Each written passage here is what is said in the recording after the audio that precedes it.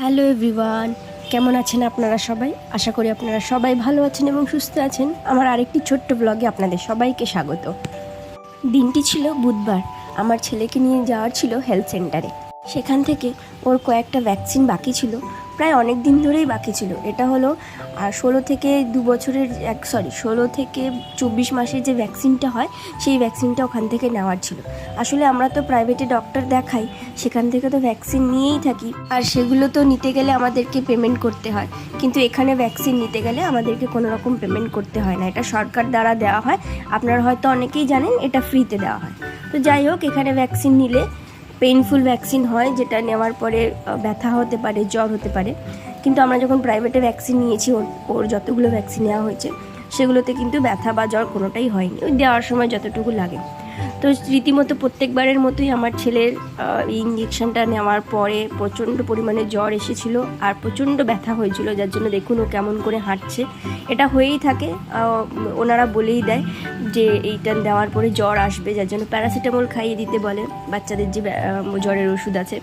আর ব্যথার জায়গাটা ওই আমাদের একটা থম্ব আপ জেলের ওনারা বলে দিয়েছেন। তো ব্যথা যেখানে ইঞ্জেকশনটা দিয়েছে সেখানে নয়, ওর চারপাশে আমরা ওই থম্ব আপ জেলটা দিয়ে থাকি। ইঞ্জেকশনটা দেওয়ার সঙ্গে সঙ্গে সেরকম ব্যথা না হলেও কিছুক্ষণ পরে, প্রায় 3-4 ঘন্টা পর থেকেই ব্যথাটা শুরু হয়ে যায়। এটা আমার কেমন করে খুঁড়িয়ে খুঁড়িয়ে হেঁটে হেঁটে বেড়াচ্ছে, আসলে খুবই ব্যথা হচ্ছে, আমি বুঝতে পারি। আর পাটা প্রচণ্ড পরিমাণে ফুলে যায়, মানে যে জায়গাটা ইঞ্জেকশন দেওয়া হয়েছে সেই জায়গাটা পুরোটা ফুলে যায়। তো এই যে এই অবস্থা ওর। এবার আমি ছেলের রাতের বেলার খাবার বানাবো, ও তো সেদিনকে উঠতেই পারছিল না। তো ওকে আমরা যেটা করেছিলাম, শুধু টিভি চালিয়ে বসিয়ে রেখেছিলাম যাতে ও চুপ করে এক জায়গায় বসে থাকে, কারণ ও তো এক জায়গায় বসে থাকার ছেলে নয়। যতই ব্যথা হোক যাই হোক, ও তো দৌড়ে বেড়াচ্ছে, কিন্তু ওর যে ব্যথা হচ্ছে আবার কেঁদে কেঁদে উঠছে। এই সমস্যার মধ্যে দিয়ে আমাদের যেতে হয়েছে। এর আগে যখন ইঞ্জেকশন দেওয়া হয়েছিল এরকম, তখন তো ছোটো ছিল, ওকে যেমনভাবে বসিয়ে রাখতাম, শুয়ে রাখতাম, থাকতো। কিন্তু এখন তো হাঁটতে শিখে গেছে, তো যার জন্য ও প্রত্যেকটা ব্যথা মানে নিতে পারছে না, ফিল করছে। তো যার জন্য ওকে টিভি চালিয়ে বসিয়ে রাখা হয়েছে।